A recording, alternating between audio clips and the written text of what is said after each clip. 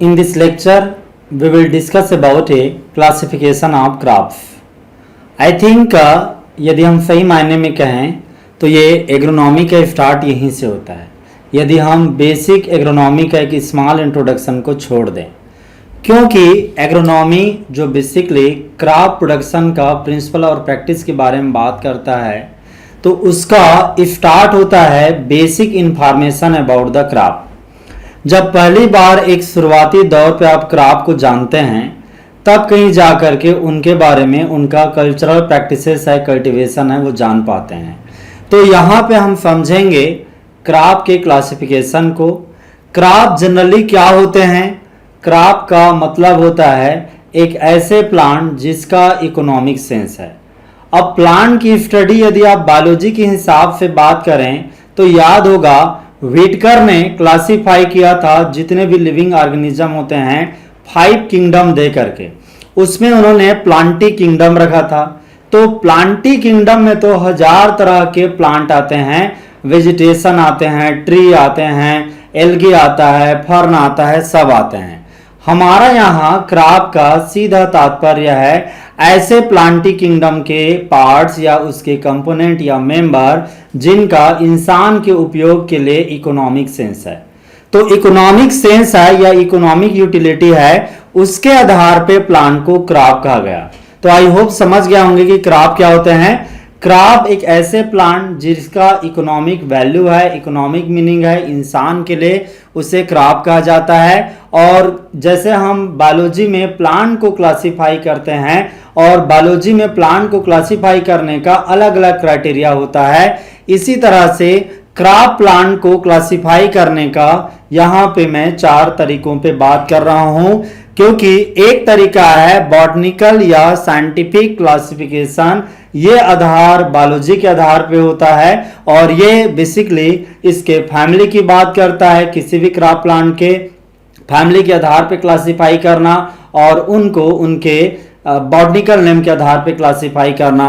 तो मैं इसको स्कैप करूंगा बेसिकली इसलिए क्योंकि लगभग हर जगह हम उनके फैमिली के बारे में जानते हैं जब क्रॉप की स्टडी करते हैं। तो आप अपने तरफ से यदि समराइज करने के लिए क्रॉप को फैमिली के हिसाब से कि कौन से पोएसी फैमिली को बिलोंग करता है, कौन लेग्यूमिनेसी फैमिली को बिलोंग करता है, इस टाइप से ग्रुपिंग कर सकते हैं। मैं डिस्कस करने वाला हूं अंटोजेनी के आधार पे, यानी कि लाइफ साइकिल के आधार पे कैसे क्लासिफाई करते हैं, ये एक पॉइंट रहेगा डिस्कशन का। उसके बाद है एग्रोनॉमिक या इकोनॉमिक यूज के आधार पे क्लासिफाई करेंगे और फिर सीजन के आधार पे और क्लाइमेट के आधार पे। ये 3 मेन क्राइटेरिया है क्रॉप को क्लासिफाई करने का। और निश्चित रूप से ये टॉपिक चूंकि बिगिनिंग है, 4 से 5 क्वेश्चन ऐसे फैक्ट बनते हैं, वही हर एग्जाम में लगभग पूछे जाते हैं। इनमें आपको 4 या 5 ऐसे फैक्ट मिलेंगे जो लगभग इन दिनों के जितने भी आप एग्जाम देख रहे हो वहां पे आते ही आते हैं। इसलिए ये जो टॉपिक है बहुत ही महत्वपूर्ण हो जाता है। छोटा टॉपिक है, क्यूट टॉपिक है और एग्जाम जो फैक्ट हैं वो भी सीधे तौर पे आते हैं। और इसलिए भी सिग्निफिकेंस है यह टॉपिक क्योंकि इस टॉपिक से बहुत ऐसे क्वेश्चन मिलेंगे जो ऐसे मतलब चीजें या ज्ञान मिलेगा जो आने वाले लेक्चर सीरीज के लिए बेस बनाएगा। इसलिए इस टॉपिक को ध्यान से देखना जरूरी है। मैं कोशिश करूंगा इजी ढंग से और पिक्टोरियल ढंग से समझाने का, ताकि इस लेक्चर में आपका ग्राउंड बने और बाकी के लेक्चर हैं वो आसान हो जाएं, क्योंकि यही बेस है। यहाँ पे सारे क्रॉप का फोटो देखेंगे, उनका बेस समझेंगे। तो क्यों ना हम इस स्टार्ट करते हैं। सबसे पहले हम क्रॉप को क्लासिफाई करेंगे बेस्ड ऑन द अंटोजेनी के आधार पे, यानी कि उनके लाइफ साइकिल के आधार पे।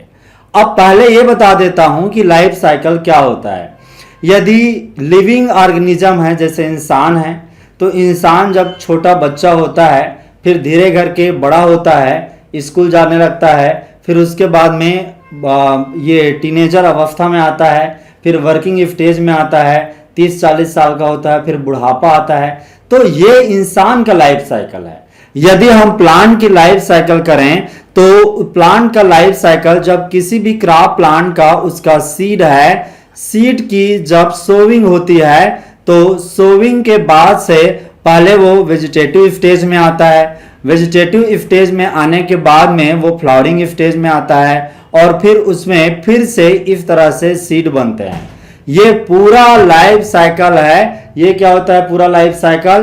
प्लांट का लाइफ साइकिल है कि यहां से शुरुआत में सोविंग से वेजिटेटिव स्टेज में रहता है, ग्रोथ और डेवलपमेंट होते चला जाता है और फिर इस तरह से फ्लावरिंग आकर के सीड बनता है। ये प्लांट की लाइफ साइकिल है।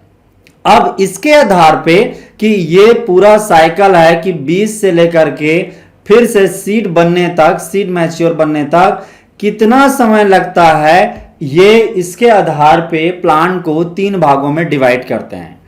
पहला है एनुअल क्रॉप, दूसरा है बाइनियल क्रॉप और तीसरा है पेरेनियल क्रॉप। अब समझते हैं एक एक करके। पहला एनुअल क्रॉप, ऐसे क्रॉप जो एक साल के अंदर में, यानी कि मान के चले कोई क्रॉप है, जैसे हम एक एग्जांपल के तौर पे लेते हैं राइस का। राइस की बात करें, यह है राइस का प्लांट, तो इसका सोइंग सपोज करके जून में हुआ। जून में पहला प्लांट इसका बीज गिरा जमीन पे और जून के बाद उसी साल के लगभग सितंबर में, अक्टूबर में इसका हार्वेस्टिंग हो जाता है 3 से 4 महीने का। तो जून से लेकर के जून तक, यानी कि टोटल 12 महीने के अंदर में यदि ये क्रॉप अपनी लाइफ साइकिल पूरा कर लेता है तो ये क्या हुआ? एनुअल क्रॉप हुआ, एनुअल क्रॉप हुआ। इसी तरह से यहां पे देखिए, हम बात कर रहे हैं टोटल 12th महीना में अपनी लाइफ साइकिल पूरा करना चाहिए, लेकिन राइस है वो 3 महीना या 4 महीना में अपनी लाइफ साइकिल पूरा कर लेता है, यानी कि कहें तो एक सीजन में अपनी लाइफ साइकिल पूरा कर लेता है। ऐसे में इसे एनुअल क्रॉप कहेंगे, क्योंकि कई बार लोग ईयर कहने का मतलब ये समझ लेते हैं कि वो 12 महीना लेगा, 12 महीने नहीं लेगा। खैर एनुअल क्रॉप को तो लोग समझ जाते हैं, लेकिन और यहां पे कॉम्प्लेक्सिटी आएगी। एनुअल क्रॉप का मतलब हुआ जो एक सीजन में या एक ईयर में अपनी लाइफ साइकिल कंप्लीट कर लेता है। इसमें यदि आप देखेंगे, ये वीट है, वीट आता है, राइस आता है एनुअल क्रॉप में, मेज आता है, मेज के अतिरिक्त मस्टर्ड आता है, तो इसे आप जनरली जान जाते हैं। अब हम दूसरे नंबर पे आते हैं बाइनियल। बाई का मतलब होता है 2, एनुअल मतलब ईयर। ऐसे प्लांट जो 2 ईयर में अपनी लाइफ साइकिल कंप्लीट करते हैं, ऐसे प्लांट को क्या कहते हैं? बाइनियल। लेकिन एक धोखा है गुरु, कौन सा? कि यहां पे 2 ईयर्स इनफ नहीं है कहना। 2 कंसिक्यूटिव ईयर या 2 season is a main. Consecutive का मतलब होता है लगातार। यानी कि देखें, पहले साल का जैसे कोई क्रॉप है, एग्जाम्पल के तौर पे लेते हैं शुगर बीट। यहां पे आप देखेंगे यह है शुगर बीट, और शुगर बीट से इस तरह से शुगर निकालते हैं। यह भी ठंडे एरिया में शुगर निकालने का मेन क्रॉप है। जैसे इंग्लैंड तरफ में शुगर निकाला जाता है, शक्कर निकाला जाता है, तो शुगर बीट से निकाला जाता है, याद रखना। इसके अतिरिक्त है बीट रूट, चुकंदर, ये भी बाइनियल है।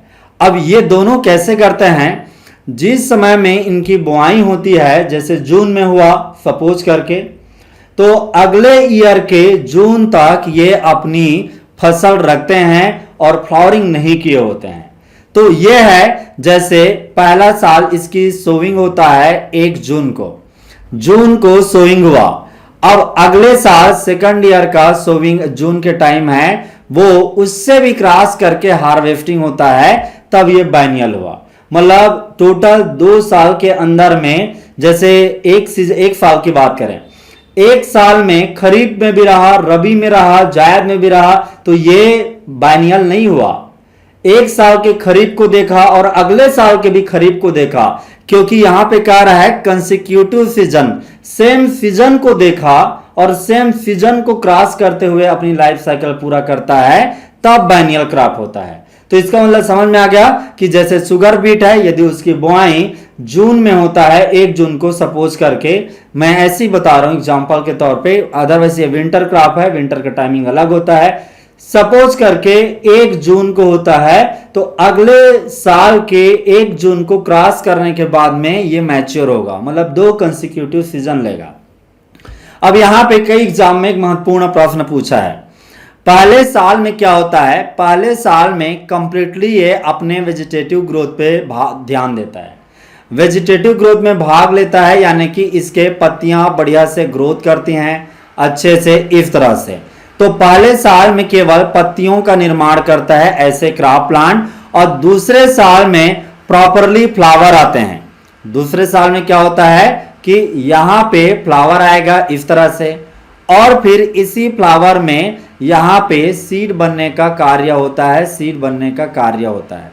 तो ये इसके दूसरे साल में होता है, और इस तरह से बाइनियल क्रॉप अपनी लाइफ साइकिल पूरा करता है। एग्जाम्पल में बीट रूट आता है और शुगर बीट आता है। ये अक्सर इसका यही पूछा जाता है एग्जाम में कि बाइनियल क्रॉप के सेकंड ईयर में क्या होता है, आंसर है रिप्रोडक्टिव स्टेज होता है और फर्स्ट ईयर वेजिटेटिव स्टेज होता है।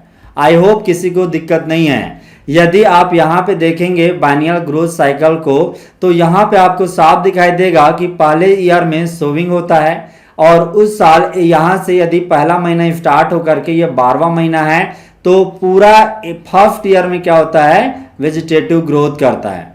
और जैसे ही आप सेकंड ईयर चालू होता है, यहाँ पे इसके फ्लावर आते हैं और फिर सीड आता है। इस तरह से सीड, ये पौधा मर जाता है, सीड को हार्वेस्ट कर लेते हैं। तो इस तरह से 2 सालों में अपनी लाइफ साइकिल पूरा करता है। अब है पेरेनियल क्रॉप। पेरेनियल क्रॉप ऐसे क्रॉप प्लांट होते हैं, पेरेनियल क्रॉप ऐसे क्रॉप प्लांट होते हैं जो बेसिकली 3 या उससे ज्यादा साल लेते हैं अपनी लाइफ साइकिल को पूरा करने के लिए। जैसे यहां पे आप देख रहे हैं नेपियर फॉडर ग्रास, ये है नेपियर फॉडर ग्रास, और यहां पे आप देख रहे हैं कोकोनट। ये दोनों एग्जाम्पल हैं पेरेनियल क्रॉप के। अब पेरेनियल क्रॉप ज्यादा समय लेते हैं, कई बार इसमें क्या होते हैं, कुछ ज्यादातर सीड बियरिंग क्रॉप प्लांट आते हैं, फ्रूट ट्री आते हैं। जैसे पेरेनियल क्रॉप में कौन से आते हैं, फ्रूट ट्री में। अब एक प्लांट के बारे में बताता हूं, वो है पिजन पी। पिजन पी यानी कि अरहर। अरहर की फसल है, बाय नेचर मतलब प्राकृतिक ढंग से पेरेनियल है, लेकिन अरहर की खेती कैसे होती है, एनुअल क्रॉप के रूप में। 1 साल के अंदर में उसके जो पॉड लगते हैं उसे हार्वेस्ट कर लिया जाता है। तो अरहर है, पिजन पी है, वो बाय नेचर पेरेनियल है, लेकिन उसकी खेती होती है एनुअल ढंग से। आई होप ये बात क्लियर हुआ होगा। आगे हम बात करेंगे इसी में, based on economic use how we classify the crop. Agronomic या फिर इकोनॉमिक यूज के आधार पे प्लांट को हम क्लासिफाई करते हैं सीरियल के रूप में, मिलेट के रूप में, पल्स के रूप में, ऑयल सीड के रूप में, क्रॉप के रूप में, fibre, fodder and forage, spice and condiments, beverage and medicinal plant. तो अलग अलग पर्पज है इनका। जैसे इकोनॉमिक यूज है, हमें कार्बोहाइड्रेट चाहिए हमारे बॉडी को, तो कार्बोहाइड्रेट के लिए हम किसी सीरियल क्रॉप पे जाते हैं। हमें माइक्रो न्यूट्रिएंट चाहिए, माइक्रो न्यूट्रिएंट है जैसे जिंक, आयरन, मिनरल की कमी है या विटामिन की कमी लग रहा है हमारे शरीर को, तो बेहतर होगा आप मिलेट पे जाइए। किसी को प्रोटीन चाहिए और कुश्ती लड़ना है या ताकत चाहिए, तो उसे प्रोटीन वाले क्रॉप पल्सेस चाहिए। यदि किसी को पतला है और फैट बढ़ाना है, तो वो ऑयल सीड बढ़िया से खाए, ऑयल सीड क्रॉप या तेल खाए। यदि किसी को ग्लूकोज चाहिए, शुगर चाहिए, तो उसे भी शुगर क्रॉप खाने चाहिए, शुगर खाने चाहिए। और इसके अतिरिक्त किसी को क्लॉथ बनाने हैं, तो उसे फाइबर क्रॉप लगाने पड़ेंगे। किसी को यदि जूट का बैग चाहिए, उसे भी इस तरह के फाइबर क्रॉप हैं। और कोई एनिमल हस्बेंड्री कर रहा है, एनिमल पाल रहा है, कैटल रियरिंग कर रहा है, तो निश्चित रूप से वो फॉडर या फॉरेज लगाएगा। कोई मसालों की खेती करना चाहता है, जैसे तमिलनाडु में, केरला में या महाराष्ट्र में, वो स्पाइसेस लगाएगा, कंडिमेंट्स लगाएगा।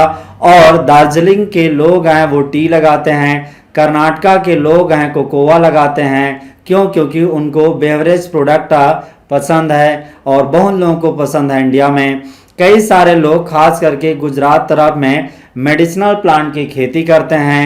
आनंद है गुजरात का उस एरिया में, छत्तीसगढ़, बिहार, झारखंड, उत्तराखंड, इन जगहों में मेडिसिनल प्लांट की खेती होती है। तो इस तरह से इकोनॉमिक यूज के आधार पे भी हम क्लासिफाई करते हैं। क्यों ना हम चलते हैं, इकोनॉमिक यूज के आधार पे सीरियल क्लासिफिकेशन होता है। सीरियल ये शब्द है सीरीज नाम के शब्द से आया है। सीरियल शब्द है सीरी नाम के शब्द से बना है, जिसका मतलब होता है गॉडेस ऑफ ग्रेन। ग्रेन यानी अनाज, अनाजों की देवी से सीरियल शब्द बना है। ऐसे क्रॉप प्लांट जो अनाज प्रोवाइड करते हैं इन्हें ही गॉडेस ऑफ ग्रेन कहते हैं। ये ज़्यादातर इनके जो ग्रेन हैं, ये ग्रेन हैं लार्जर साइज के होते हैं, चाहे राइस का हो चाहे इस तरह से गेहूं का हो, इनके दाने बड़े साइज के होते हैं। ज़्यादातर सीरियल हैं ये कार्बोहाइड्रेट के सोर्स होते हैं। हम जानते हैं कि कार्बोहाइड्रेट हमारे शरीर में मुख्य सोर्स होता है एनर्जी का, एनर्जी प्राप्त करने का, इसीलिए ज़्यादातर जगहों में स्टेपल फूड होते हैं।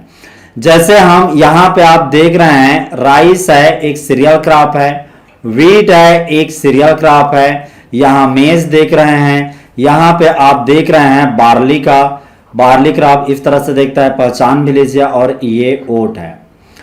ये राइस की बात करें तो राइस है ये पूरा एशियन कंट्री है, चाहे इंडिया है या फिर other Pakistan, China, Asian country सारे में स्टेपल फूड है, मुख्य आहार है। जबकि ओवरऑल पूरे वर्ल्ड में कहें तो ये वर्ल्ड का नंबर 1 क्रॉप है और अमेरिका, मैक्सिको, इंग्लैंड इस तरफ में ये मुख्य तौर पे स्टेपल फूड के रूप में खाया जाता है। कई जगह है जैसे रसिया है, रसिया में बार्ली भी स्टेपल फूड है, वहां पे इसका खूब उपयोग होता है। मेज की बात करें तो कई जगह में मेज है, जैसे मैक्सिको एरिया है वहां पे बड़े कंजप्शन होता है मेज का। ये सारे के सारे क्रॉप हैं कार्बोहाइड्रेट का एक महत्वपूर्ण कंपोनेंट पॉलीसैकेराइड जिसे स्टार्च कहते हैं, वो इन सीरियल में पाया जाता है और लगभग 60 to 70% स्टार्च होता है।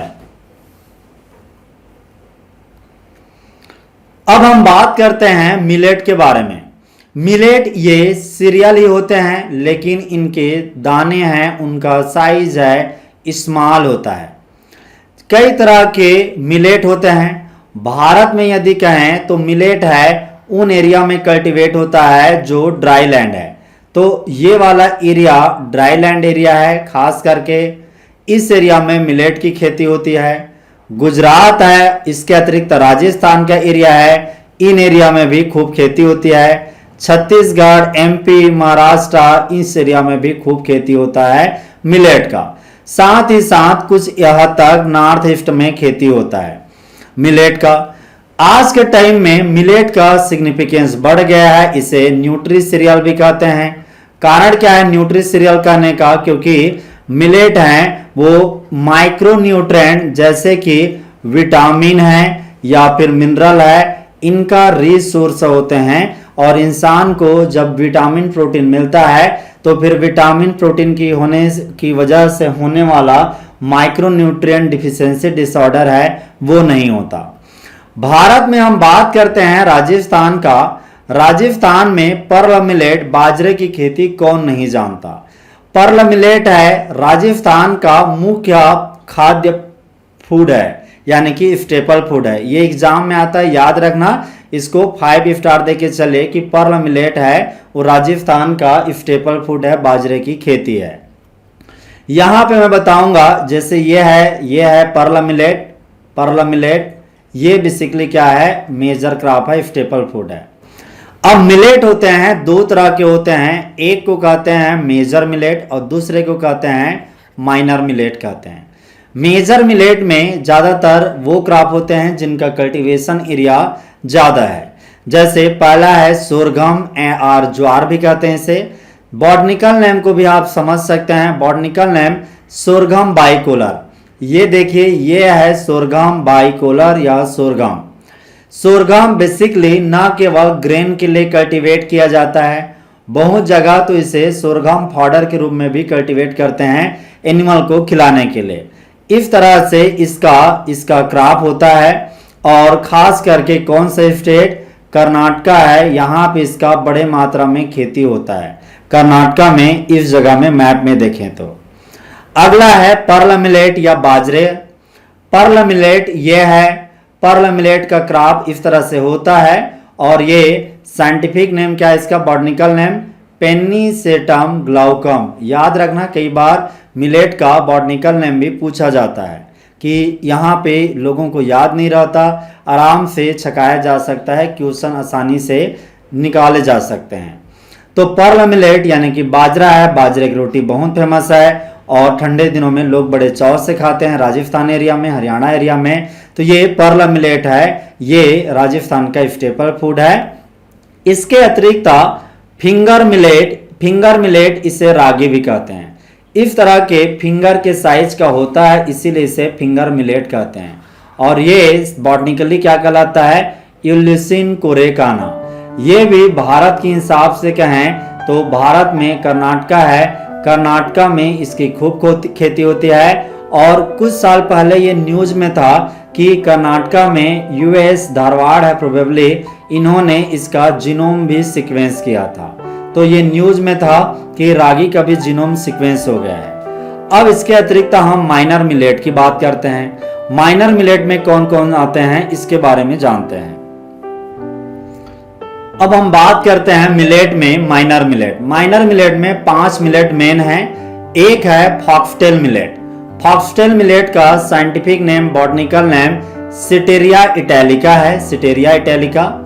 और ये है बेसिकली फॉक्सटेल मिलेट। आप देख सकते हैं क्या फॉक्सटेल मिलेट किस तरह से दिखाई देता है इसका क्रॉप प्लांट। लिटिल मिलेट है, ये लिटिल मिलेट जिसे पेनिकम मिलेयर कहते हैं, पेनिकम मिलेयर कहते हैं। इसका इस तरह से दिखाई देता है लिटिल मिलेट, और आप इसके ग्रेन को देख सकते हैं, छोटे छोटे होते हैं। इसके अतिरिक्त ये है कॉमन मिलेट, कॉमन मिलेट, और इसे पेनिकम मिलेशियम कहते हैं, पेनिकम मिलेशियम कहते हैं। ठीक है। इसके अतिरिक्त यहाँ पे आप देख रहे हैं ये बर्नयार्ड मिलेट, इसे क्या कहते हैं, बर्नयार्ड मिलेट। यानी कि इसको बर्नयार्ड ग्रास जो होता है ना, दूब घास, बिल्कुल ये उसी के ही फैमिली जैसे होता है। इकाइनोक्लोआ क्लोनम है, दूब घास से ज्यादा कहें तो इसे इकाइनोक्लोनम, यानी कि इसको कह सकते हैं आप, जो राइस के क्रॉप, राइस की फसल में वीट के रूप में पाया जाता है, इकाइनोक्लोनम, जो जंगली राइस के रूप में देखा नहीं, जंगली राइस के रूप में देखा जाता है, नॉट वाइल्ड राइस, जंगली राइस। तो इकाइनोक्लोनम का वैरायटी फ्रमेंटेसिया है, ये बेसिकली बर्नयार्ड मिलेट होता है। और इकाइनोक्लोआ क्लोनम है, वो बेसिकली राइस का महत्वपूर्ण वीड होता है, वो भी हम देखेंगे। तो वीड को भी एज ए मिलेट खाया जाता है। कोदो की बात करें तो ये है कोदो, इस तरह से लंबा होता है कोदो का, और ये उसके दाने हैं। इससे संबंधित कौन से प्रश्न आता है एग्जाम में, बॉटनिकल नेम तो इसका पास्पेलम स्कॉर्बिकुलेटम है, और ये बेसिकली कहा जाता है कोर्सेफ्टा मिलेट, कोर्सेफ्टा मिलेट की गिनती में ये